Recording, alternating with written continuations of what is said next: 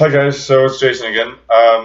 Last night after the solar eclipse, my Uranus was triggered because the solar eclipse was in zero Scorpio, and I have a Uranus in the first house in zero Scorpio. So basically, my life just opened up in a way that I can't even imagine at this point.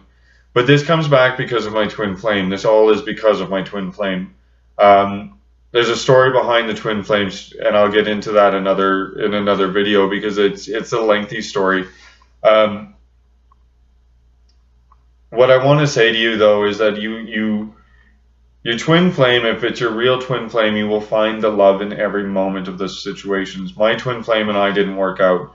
Um, he and I, we just projected all of our ego shit onto each other, and it didn't work out. I mean, I can't fault him. I mean, the thing is, he's still straight. He's still not dealing with his sexuality, so which was the first message I ever got about him before I even met him. Now, the quick short story to knowing he was my twin flame is this part. We met because a friend said you two should be friends, and on Facebook I looked at his profile. I was looking at some photos, and when I was looking at some photos, I was like, why am I going to meet this person? What's the purpose? And this boy said he's gay and he's not dealing with it. And I thought, okay, that's great. I'm happy. I'm comfortable. I'm solid. Makes sense. I'll help him. What I didn't expect is that within a couple days of talking, or a couple days of this friend request being sent, we talked on Facebook, and he sent me this message, and he said, have you read my email? And I said, no, I just got home, and I was just opening up Facebook. And he said, well, this is what happened. So he gave me this story, but as he's telling me this story, I'm falling in love, and I'm having this feeling of love come over me that right now I actually kind of want to cry. Because I remember that moment. I remember the first day of talking to him.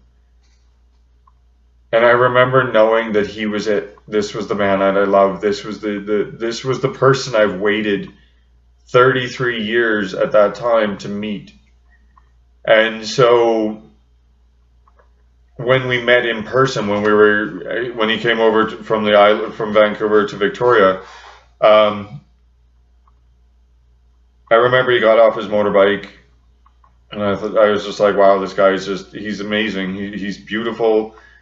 And it wasn't even awkward. That was the weirdest thing. It should have been awkward between us, and it wasn't even awkward. So we went up, we got into my apartment, and as soon as we got into my apartment, a vision was triggered that I had when I was 12, where I asked my spirit guides, I was like, am I going to be alone because my mother had a series of bad relationships?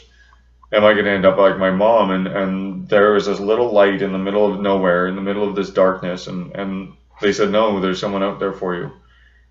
And I knew right then and there that was the person that was standing beside me or in front of me at the time. So long story short, things didn't go right, and we projected our egos onto each other. I'll go into the whole story I'll call it Twin Flames Part 2, the story. But what I want to tell you is that, last night I was left awake waiting to talk about this, because my guides, they were pushing me to talk about the twin flames. And twin flames are a proof that God doesn't hate gays, because my twin flame is a male, and I've been waiting for that particular signature my entire life, and there he is. But more to the point of the story is that twin flames don't always work out. There's a lot of things going on with twin flames where people are like, oh my God, I want to meet them, because they think this is a perfect love story.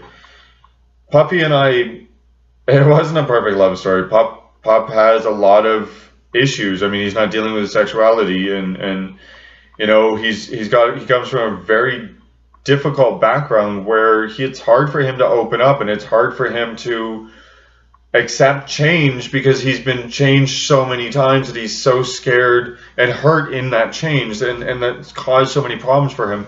So when you're dealing with your twin flame, guess what? Most of you will probably not know it's your twin flame, because most of you aren't clued in enough to figure out that, hey, I'm projecting. Hey, this is my ego. Hey, this is their ego. Hey, this is their wound. And that's the problem with the twin flame relationships, is you can meet the man of your dreams and you can think it's perfect and you can fall in love. But if you don't have the ability to know who you are, if you don't have the ability to hold a mirror in front of you and say, wow, that's my behavior and that sucks, and learn to change and get into the cognitive therapy sessions where you learn what the behaviors are and change those behaviors, you're never going to be able to get anywhere with anyone.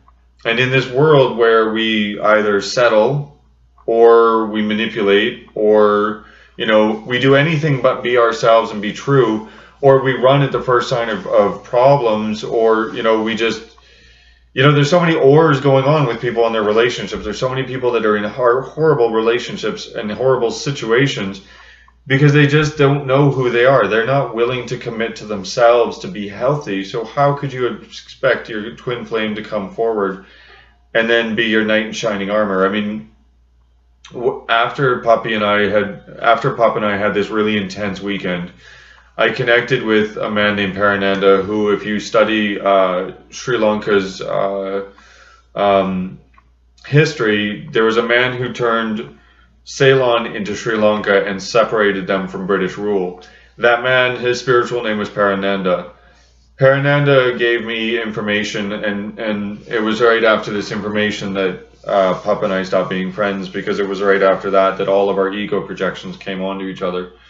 And my ego projection was that I was needy. I thought he was going to be the salvation that I was seeking. His ego projection was that, he wasn't ready to be loved. He wasn't ready to experience true love, and especially not from me, because I'm a guy. And so he wanted, one of the biggest fights that we had was he wouldn't communicate with me. He wouldn't spend 15 minutes, talking to me once a week. And I bought him a T-Cell watch, which is a $700 watch, and actually $725. But I bought him a watch thinking, okay, I'll apologize for being an asshole, and maybe this will work out now. And that wasn't enough for him to say, okay, you know what, this friend obviously wants to be better friends. I'll grow and I will change. And see, right there is what we're talking about, is a compromise. And that, my friends, is what most of you are missing when it comes to your relationships. You're either not willing to compromise with who you are, or you're not willing to compromise to make it work. And when your twin flame shows up in your life, it's going to be devastatingly difficult at times, because not all of our twin flame relationships are la-di-da-di. We like to party. Some of them are difficult, and they do a lot of this because it's ego. It's pure ego. But what I've come from is pure love. What I've gotten out of this is pure love, because now I'm me. I mean, I've got my well, you can't really see them oh, there we go. There's my tats. I've got the motto, love is the law, love under will. That's my motto, because that comes from Thelema. That's who I am. That's what I've always been. And now I'm becoming a person who fulfills their divine purpose. And that's why I'm doing Reiki Phi. That's who I am, because my twin flame came into my life and devastated my ego.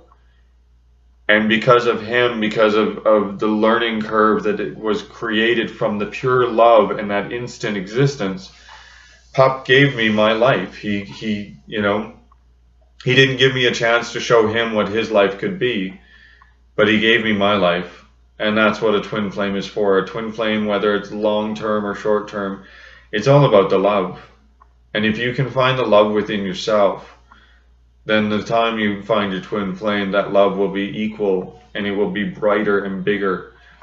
And I wish I could talk to Pup. I wish he didn't, hate me because we said stupid things while we projected our egos onto each other, but Pup made his decision. And, to this day, I still love the guy. I mean, I almost cried at the beginning of this because I was getting emotional thinking about the first time we talked. And it's because I've never loved anyone in my life. But I met this person, and this was the right person. And because of ego, because of projections, because of anger, because of wounds, it didn't work out. But it doesn't mean it won't for other people. But understand that it's going to take work if you want your twin flame to be around. So don't think it's just going to be roses and sunshine, because any relationship worth having is worth working at, and that's what every twin flame should look at. In any event, I love you guys. May love be with you. Thanks for watching.